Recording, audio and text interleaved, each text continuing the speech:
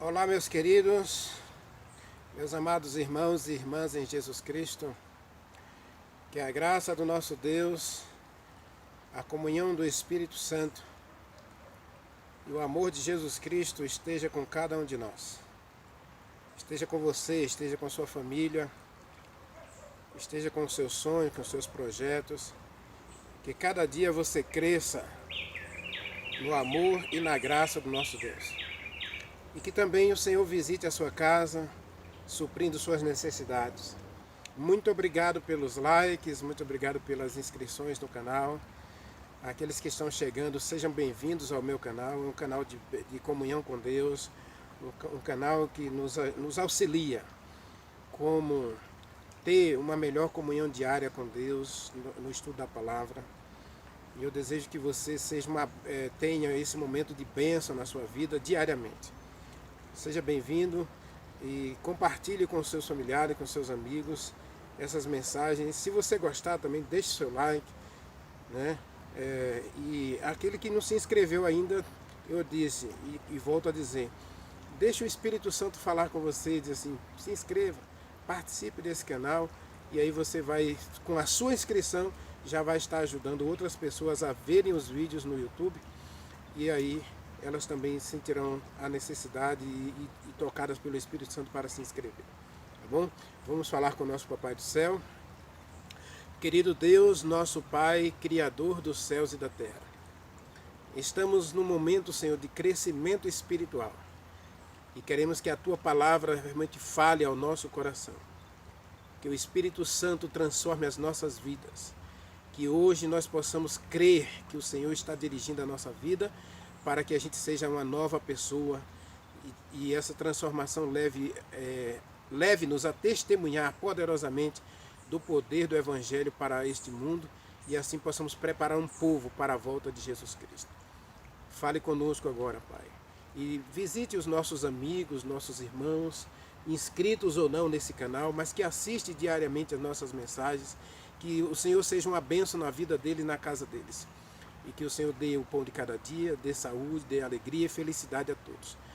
Pai, visite os hospitais, visite os cárceres e ajude aqueles que estão passando por luta e sofrimento nesses lugares. Eu sei que muitos que estão presos estão ali pagando pelos seus crimes, mas são teus filhos, ó Deus, comprados e redimidos pelo sangue de Jesus Cristo, ainda que muitos deles não reconheçam, Jesus Cristo também morreu por eles. Por isso, Deus, toque o coração deles hoje para que abrace a Jesus Cristo como Salvador e sintam a verdadeira liberdade de ser filho de Deus, filha de Deus, para que a sua vida, mesmo na prisão, seja uma bênção para os seus colegas que estão presos e também uma bênção para a sua família. Que ao sair para a sociedade, eles venham com uma vida transformada para a glória do Teu nome. E aqueles que estão presos ao leito do hospital, vítimas das doenças, Pai, Tu podes curar todos eles. Jesus Cristo veio a esse mundo, Ele curou muitos doentes, muitos, mas seja feita a Tua vontade, Senhor. Nós não sabemos qual é o propósito do Senhor para a nossa vida e às vezes a enfermidade é a varinha do Senhor para nos corrigir, para nos transformar. Então faz a Tua vontade na vida de quem está doente e que nós aprendamos, Senhor, a respeitar e aceitar a Tua vontade para a nossa vida. Quando o Senhor permite que algumas dificuldades apareçam para nós, com certeza o Senhor quer nos transformar. Ajude-nos a aceitar a Tua vontade, os Teus caminhos, a Tua verdade. Nós oramos e Te agradecemos em nome de Jesus Cristo. Amém. Atos capítulo 5. Em Atos capítulo 4, estava acontecendo um movimento poderoso do Espírito Santo. As pessoas estavam se convertendo aos milhares, né? Começando o ministério do Espírito Santo. O Espírito Santo usou Pedro, Atos dos Apóstolos capítulo 2, e 3.000 pessoas se batizaram num só dia. Aí a igreja nascente, ela já nasce poderosa na ação do Espírito Santo, né? Os discípulos, 120 discípulos que receberam a chuva temporã, receberam a dotação do Espírito Santo no Pentecostes, eles saem pregando, né? Vão para todas as partes pregando o Evangelho. O Espírito Santo começa a movimentar essa igreja para ela testemunhar da ressurreição de Jesus Cristo e do seu retorno a essa terra.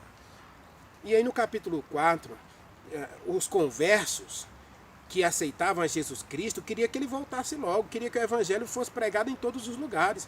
Então, para esse evangelho ser pregado, então eles começaram a vender tudo que tinham. Começaram a vender propriedades, casas, tudo que eles tinham, eles começaram a vender, animais. E eles pegavam 100% do que eles vendiam e colocavam aos pés dos apóstolos. Ou seja, eu estou dando esse dinheiro para Deus. E agora vocês vão usar para a glória de Deus e para a pregação do evangelho. Não era dízimo, tá, gente? Dízimo é uma coisa. Dízimo é 10% do que você ganha. Deus diz para você separar para ele, para a pregação do evangelho também. Para o sustento do ministério pastoral, dos evangelistas, dos obreiros, Deus ordenou 10% para o sustento da sua causa nessa terra. Leia lá 1 Coríntios, 2 Coríntios, capítulo 9, você vai entender isso aí direitinho. Tá bom? Aí, eles vendiam essas propriedades e faziam ofertas. Essa era uma oferta de propósito. Ou seja, eles faziam um propósito. Vou vender essa casa e 100% do lucro que eu tiver dessa casa, eu vou dar para a pregação do evangelho. Não era o capital. Tá? Então, o capital eles vão comprar outra casa. Até quem sabe mais barato. Mas todo o lucro que eu tiver dessa casa, eu comprei ela por 10 mil, vendi por 50 mil, então 40 mil eu vou dar para Deus para pregar o evangelho. Era assim. E então Ananias e Safira, um casal, que também haviam aceitado a fé, venderam a propriedade. E do lucro que eles tiveram daquela propriedade, eles separaram só 50% para Deus. Eles prometeram para Deus 100%. Mas, rapaz, dá tudo isso para Deus. Não, vamos dar só a metade. Né? E aí eles foram para a igreja. Todos felizes. Né? Venderam a propriedade. Digamos que ele comprou a propriedade por 20 mil. Vendeu por 100 mil. E agora eles tiveram lucro de 80 mil. E aí pegaram esses 40 mil, né, e levaram para a igreja. E aí, quando eles chegam na igreja, Pedro, cheio do Espírito Santo,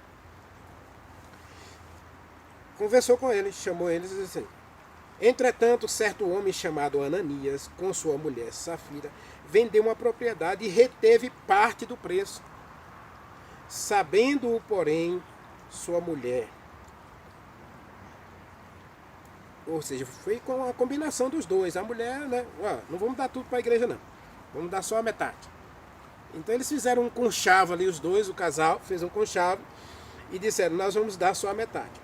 Embora tenham prometido para Deus dar todo. Gente, uma coisa que eu quero dizer para você antes da gente prosseguir aqui. Nunca prometa nada para Deus. É sério, nunca prometa. Porque se você prometer, você está com dívida diante de Deus. E Deus cobra a dívida. Se você faz uma dívida com Deus, Deus vai cobrar a dívida. Então é melhor você não prometer. Provérbios e Eclesiastes diz que é tolice. Né? Na Bahia a gente diz é burrice. Você prometer uma coisa que você não vai cumprir. É tolice. Deus diz que é insensatez. É loucura você prometer uma coisa que você não vai cumprir. E então é por isso que eu digo, é melhor não prometer. Porque se você prometer, meus irmãos, se você prometer, Deus vai cobrar exatamente o que você prometeu. Tá certo? Então não prometa nada para Deus.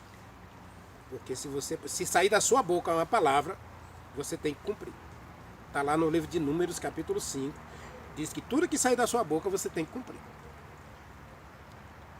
Tem um texto da Bíblia que a gente acha muito duro e muita gente interpreta, tal, né? Ou faz aí sua exegese, que eu acho que muito equivocada.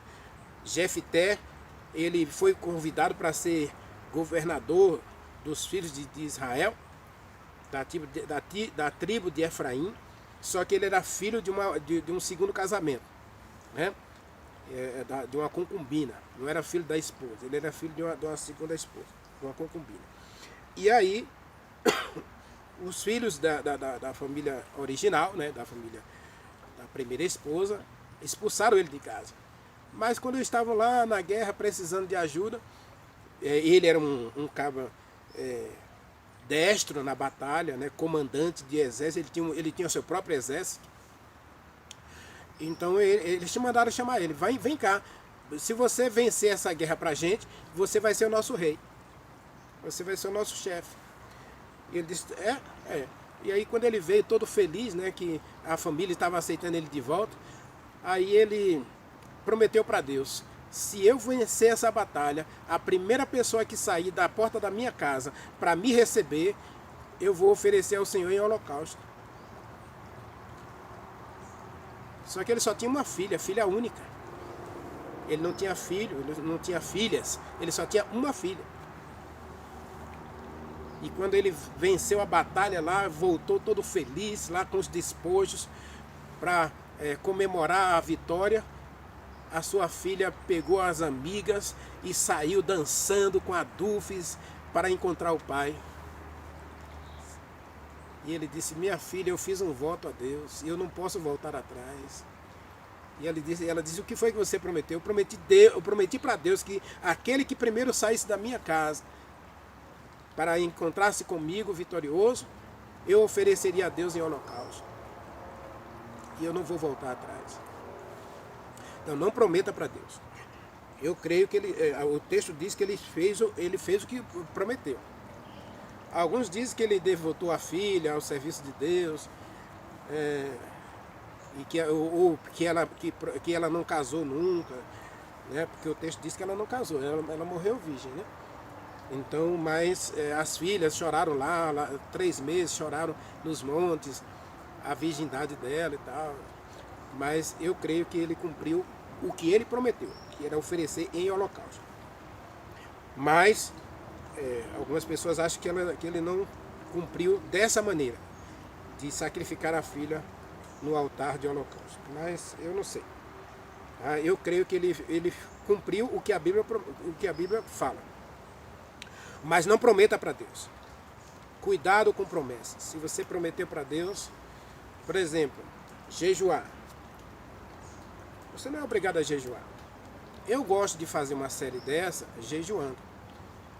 Porque, gente, não dá para a gente trabalhar um tema tão relevante, tão importante para a nossa vida espiritual, como é conhecer o Espírito Santo, saber o que ele pode fazer na nossa vida, sem a gente abrir o coração. E a gente sabe que hoje existe na internet vários especialistas falando sobre a importância do jejum para o seu corpo e para a sua mente.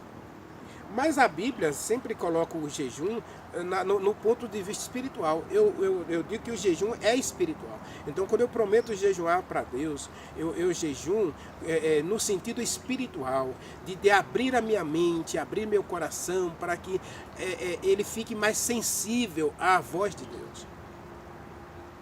Então, deixar de comer em determinado período para mim um momento de que eu posso gastar esse tempo que eu vou gastar com comida, preparando comida. Eu sou divorciado, então eu mesmo tenho que cuidar da minha alimentação. Então, esse tempo que eu vou gastar preparando comida, eu vou gastar lendo a palavra, tentando compreender os planos de Deus para mim.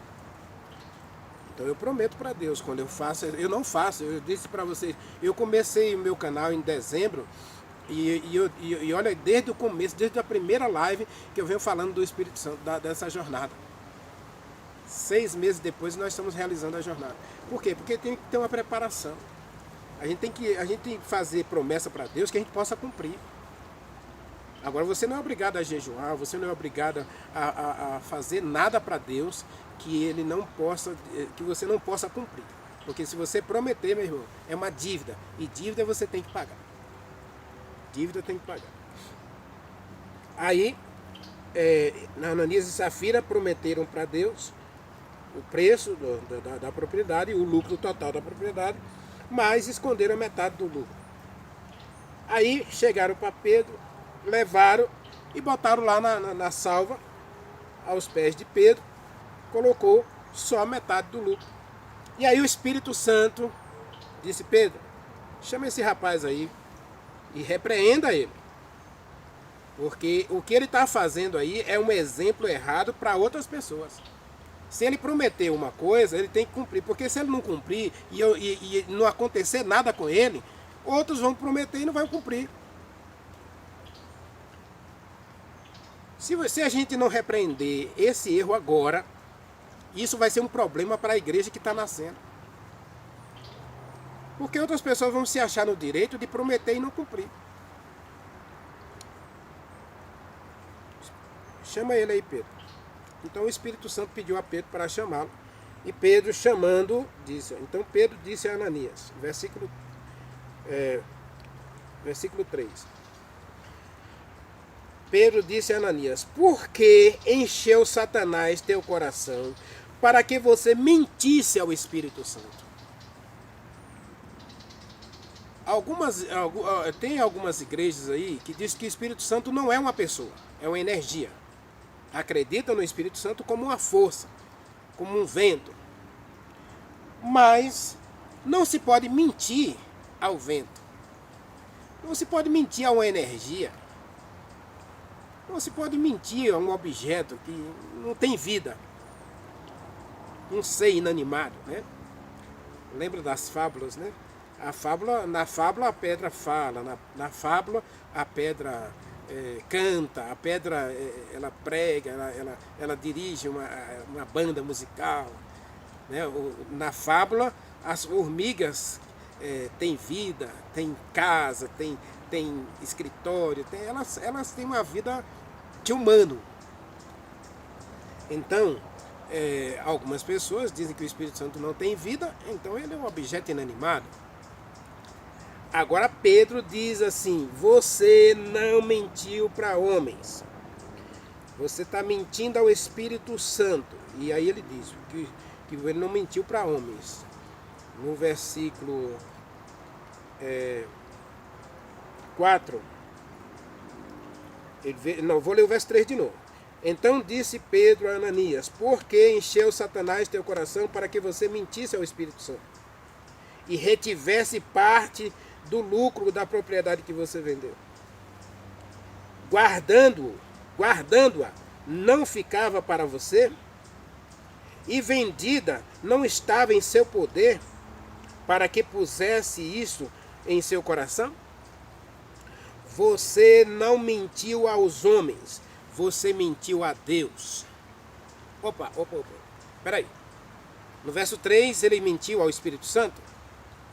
No verso 4 ele mentiu a Deus.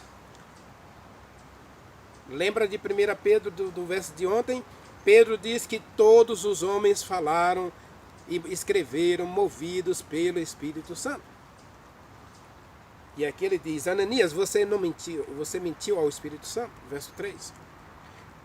Como foi que Satanás conseguiu encher teu coração a ponto de você mentir ao Espírito Santo? E no verso 4, Pedro diz, ele arremata o texto: você não mentiu a homens, você mentiu a Deus. Eu posso concluir o que aqui, meus irmãos? Que Pedro estava dizendo a Ananias: você não entendeu uma coisa. Seu relacionamento não é com homens, seu relacionamento é com Deus. E o Espírito Santo é Deus. Você mentiu ao Espírito Santo. Para a esposa de Ananias, versículo 9. Ela não estava com ele lá na igreja. Ela combinou com ele lá: você leva. Hoje eu não vou na igreja, não. Você vai, você leva aí a nossa doação daquilo que a gente prometeu. Aí no versículo 8, Pedro pergunta para ela. Perguntou Pedro a Safira, mulher de Ananias, que Ananias morreu. Eu vou ler o texto aqui daqui a pouco. Peraí. Vamos lá, versículo 8. Então Pedro perguntou: fale-me uma coisa, fale-me a verdade. Por quanto vocês venderam aquela propriedade? Por quanto vocês venderam? Vocês compraram por 20 mil. Agora por quanto vocês venderam mesmo? Vocês venderam por venderam a propriedade por 50 mil? Quanto foi que vocês venderam a propriedade? Aí ele não esperou a resposta.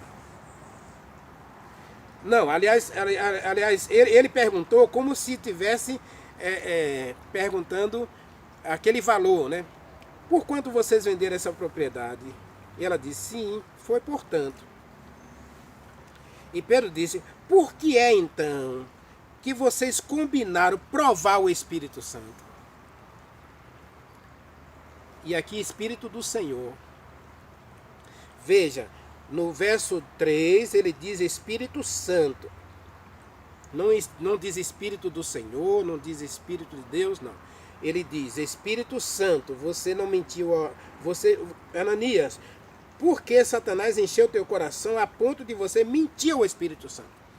Versículo 4, você não mentiu aos homens, você mentiu a Deus. E no versículo 8 ele diz para a mulher de Ananias, a Safira, por que é que vocês combinaram provar o Espírito do Senhor? Eis aí à porta os pés do que levaram teu marido, e eles vão levar você também. No versículo 4, no versículo 5, quando Ananias ouviu aquela palavra, diz o texto que ele caiu morto. Ele teve um infarto na hora. Ele teve um infarto e morreu.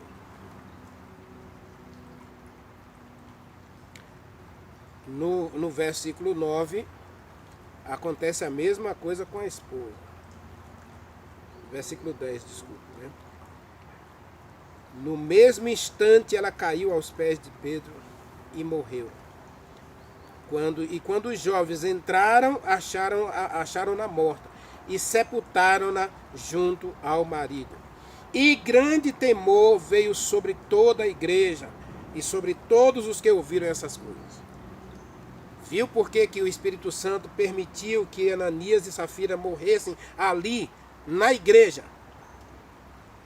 Por causa de uma mentira? Lembra da mensagem de ontem? Eu disse a mensagem de ontem. A mensagem de ontem é para nos corrigir. Eu disse na mensagem de ontem que a Bíblia tem 4 funções. Ela é útil para ensinar, para corrigir, para repreender e para educar. E a igreja estava nascendo. Naquele momento em que a igreja estava nascendo, se o pecado de Ananias e Safira não fosse repreendido de forma muito dura por Deus, o Espírito Santo, a igreja teria problemas futuros.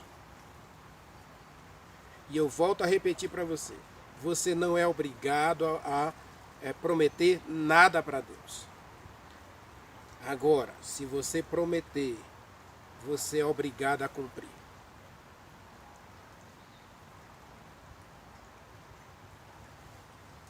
Na nossa língua, no nosso dia a dia, nós usamos muito o adágio, né? Quem planta, colhe. Você não é obrigado a plantar uma determinada semente. Mas se você usar essa semente e plantá-la, você vai com certeza colher o fruto da semente que você plantar. Ananias e Safira aceitaram o evangelho, mas o seu coração corrompido ainda pelo pecado, não ouviram a voz do Espírito Santo, quando na casa deles eles combinaram negar a verdade sobre a doação, daquilo que ele prometeu. Eles fizeram um acordo entre si. Duvidaram de que Deus era capaz de prover todas as suas necessidades.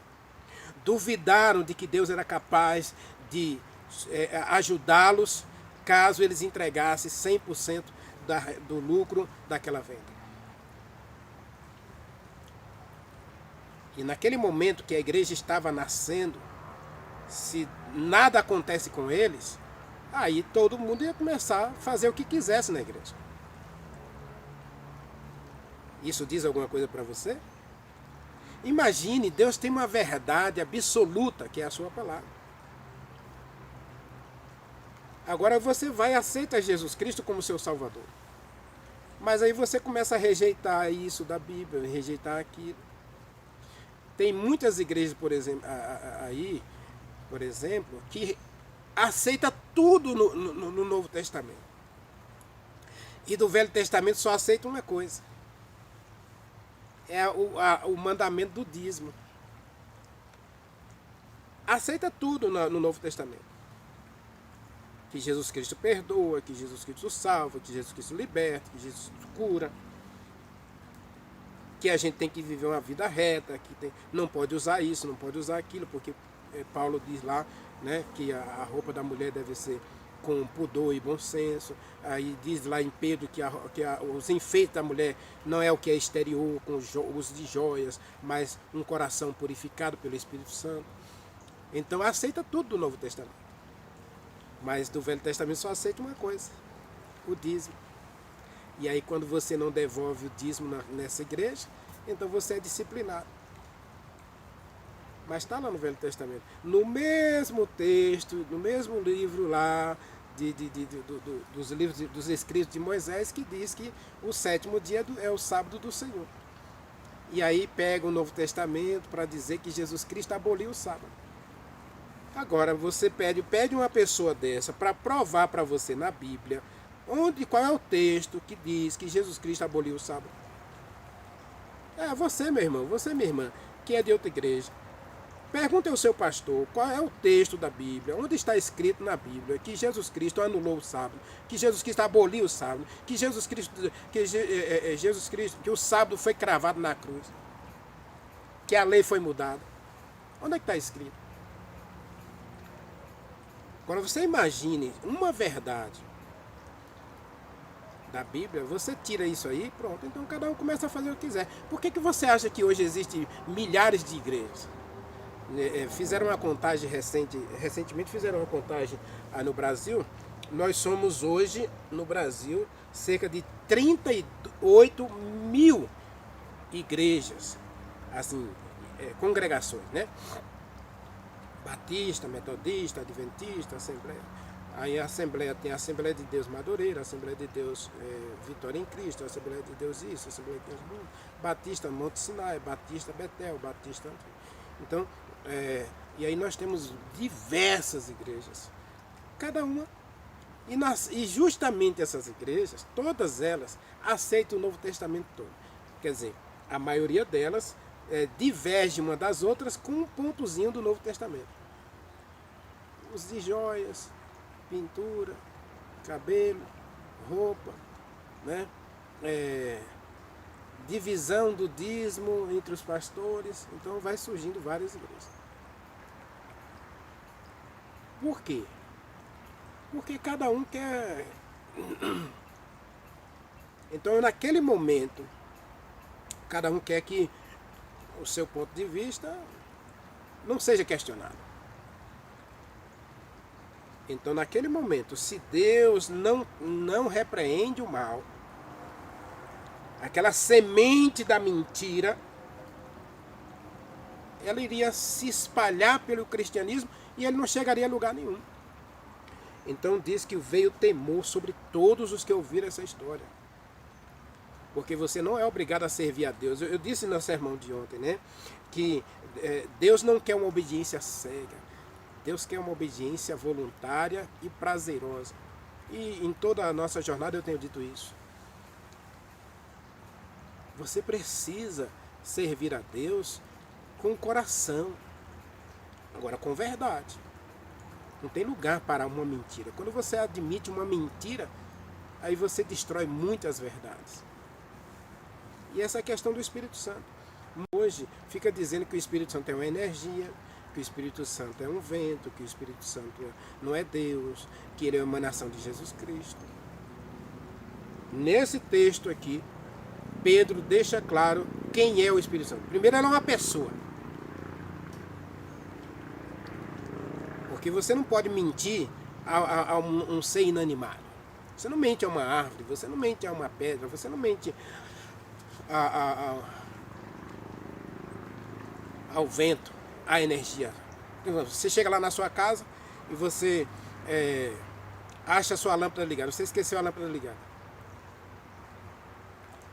Aí você diz assim, você vai chegar para a energia assim, a minha conta está vindo aí R$1 milhão, porque você não fica, só fica ligado o tempo todo aí? Por que você não me avisou que eu estava saindo de casa e precisava desligar você? Você conversa assim com a sua lâmpada elétrica lá? Mas muita gente está dizendo que o Espírito Santo é uma energia, é um vento. Nós temos que entender o que é vento na Bíblia, né? Meus irmãos, aí o Espírito Santo é uma pessoa. E essa pessoa maravilhosa, o Espírito Santo, quer levar você a parar de mentir para ele. É você mesmo, você. No dia a dia, no relacionamento com Deus. Sua religião não tem sido uma mentira após a outra? Você promete não comer isso, você promete não comer aquilo, você promete não vestir isso, você não promete não fazer aquilo. E aí você começa. E aí, por que nós não cumprimos essas promessas, Renivaldo? Na palavra. Nós começamos a questionar a palavra. Mas lembra da mensagem de ontem. Não esquece, gente, a mensagem de ontem. Toda a Bíblia é inspirada por Deus. O Espírito Santo é Deus. Pedro disse, toda a Escritura foi dada por vontade do Espírito Santo. E a vontade de Deus é que você seja perfeito, que você seja repreendido, seja corrigido, seja instruído e transformado para a glória de Deus. E aí você vive uma mentira. Não há lugar para o mentiroso no reino de Deus. Se você está vivendo uma mentira na sua religião, é hora de você parar e ver o que você crê. Por isso a mensagem 11 é aquela pergunta famosa, né? Quem é o Espírito Santo para você? Se ele é Deus, aí você deve tratá-lo como Deus. Não deve tratá-lo como uma pedra, não deve tratá-lo como uma energia, não deve tratá-lo como um vento, como um ser inanimado, que não pensa, que não age. A gente vai ler o livro de Atos, a gente vai ver o Espírito Santo agindo como pessoa. Lógico que ninguém está vendo ele. Quando eu disse na mensagem 11, Jesus Cristo visível, Jesus Cristo encarna, ele se torna homem visível para ser abraçado, amado ou odiado. Mas foi cuspido, crucificado, foi açoitado. Tudo isso por você, para substituir você. Ele precisava ter um corpo humano para ser sacrifício perfeito por mim e por você. Agora o Espírito Santo não precisa fazer esse sacrifício que já foi feito por Jesus Cristo. Portanto, ele não precisa aparecer em pessoa para eu crer nele. Ele é Espírito, então eu tenho que adorá-lo, eu tenho que servi-lo em Espírito. Ele tem que modificar aqui, os meus sentimentos, as minhas razoabilidades, meus questionamentos. É aqui que eu tenho que pensar nele. É aqui que eu tenho que pensar que ele está agindo em mim. Agora não comece a viver essa mentira como Ananias e Safira. A mensagem para nós hoje é que a sua religião ela pode ser uma mentira. Se você começa a negar, mentir ao Espírito Santo. Então se você crê em Deus, crê no Espírito Santo como sendo Deus, eterno, Senhor, como Jeová, como Jesus Cristo, você precisa respeitá-lo como Senhor. Percebe? E agora, como é que eu mostro esse respeito ao Espírito Santo? Primeiro, eu cuido das minhas palavras. Jesus Cristo disse que saia da sua boca, seja sim, sim e não, e não. Leia lá Mateus capítulo 6, quando Jesus Cristo diz isso aí. Ele fala justamente em relação às promessas, juramentos. Juramentos e promessas na Bíblia são palavras sinônimas. Eu juro que eu vou fazer isso. Eu juro que eu vou fazer aquilo. Então, juramentos e promessas são sinônimos. Então, os judeus gostavam muito de fazer promessas, fazer juramentos. E Jesus Cristo disse assim, você não pode jurar nem pelo céu nem pela terra, porque no céu está Deus.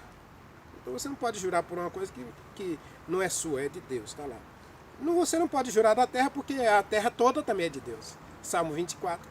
Tudo que tem na terra é de Deus. E até os homens, até você, que não serve a Deus, que não crê em Deus, é de Deus. Você é propriedade de Deus. Porque Deus o fez. Tá certo?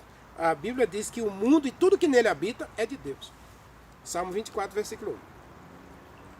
Então, o Espírito Santo é Senhor na sua vida, então respeite o Espírito Santo como Senhor. Não trate o Espírito Santo como alguém igual a você. Não torne o Espírito Santo uma pessoa comum. E aí, nesse relacionamento, quando eu respeito o Espírito Santo como Senhor da minha vida, e você sabe que a palavra Senhor significa aquele que tem autoridade para você, que tem autoridade na sua vida.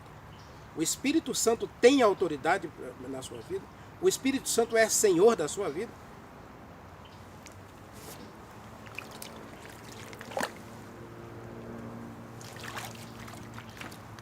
Essa é a questão. Eu quero saber se o Espírito Santo é Senhor na minha vida, se Ele é Deus na minha vida, se Ele é soberano na minha vida. Então todas as minhas escolhas agora, todos os meus caminhos, todos os meus relacionamentos serão orientados, aconselhados pelo Espírito Santo, que é o papel da Bíblia. A Bíblia é o conselheiro, a Bíblia é o guia, a Bíblia é o professor, a Bíblia é o meu instrutor, meu mestre, para me ensinar, para me corrigir, para me repreender, para me educar, a fim de que eu seja perfeito. Eu saia desses hábitos errôneos, dessa vida de mentira, para uma vida de verdade. E quem que pode fazer isso na vida de um ser humano? Quem é que pode converter um assassino, um serial killer, em uma pessoa dócil e amorosa? Eu conheci um rapaz lá no Pará e ele contou a história dele. Ele tinha umas terras, ele era grileiro, né? Lá no Pará os grileiros. Aquelas pessoas que compram terra e vendem terra. Né? Eles invadem terras e aí botam o povo para morar ali, e aí ele pega os lotes e vai vendendo e vai fazendo dinheiro. E quando as pessoas trapaceavam ele pegava a pessoa, amarrava no rabo do burro dele e arrastava a pessoa por 1 quilômetro e depois matava a pessoa assim para que ela sofresse muito. Para ela que nunca mais, ele sempre dizia, no final, quando ele ia dar o tiro de misericórdia, ele dizia assim, nunca mais você vai enganar ninguém. Mas um dia ele conheceu a Bíblia, a palavra de Deus. E na Bíblia ele encontrou um Jesus Cristo oferecendo a ele perdão, salvação, vida eterna, paz, felicidade, prosperidade. Ele abraçou a Jesus. Não sentia mais vontade nem de matar um lagartixa. Oh, meus irmãos, nem a galinha lá, quando eu fui na casa dele, a esposa preparou uma galinha caipira lá pra gente. Nem a galinha ele teve coragem de matar. Meus amados, é Deus que tira esse desejo da gente. Isso é o Espírito Santo. Agora, para mim, eu preciso olhar para o Espírito Santo como Senhor.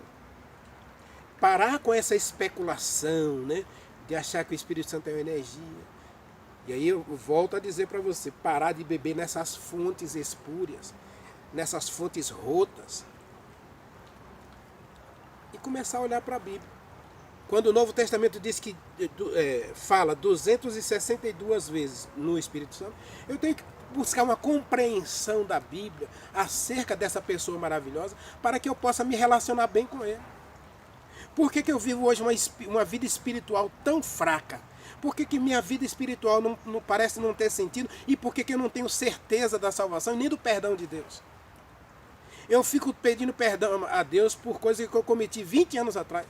Eu fico pedindo perdão a Deus por uma coisa que eu cometi há 50 anos atrás. Não, 50 não, porque eu tinha só 3 anos de idade há 50 anos atrás. Mas eu fico pedindo perdão a Deus por uma coisa que eu cometi, erro que eu cometi há 40 anos atrás, quando eu tinha 13 anos de idade, quando eu bebia, né? Que eu ficava embriagado. Eu comecei a beber aos 11 anos. Né? E eu bebia todos os dias. Desejo de morte o tempo todo. Então essa vida de desobediência, assim. Então eu fico pedindo perdão a Deus lá.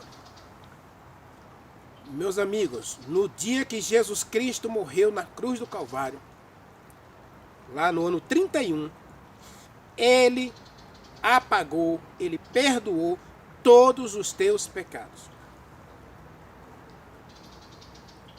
Eu gosto de um texto do livro Caminho a Cristo, que Ellen White diz assim: Deus salvou cada ser humano dessa terra. Na morte de Jesus Cristo, Deus salvou todos os seres humanos. Mas, Renivaldo, por que ele não vai para o céu então?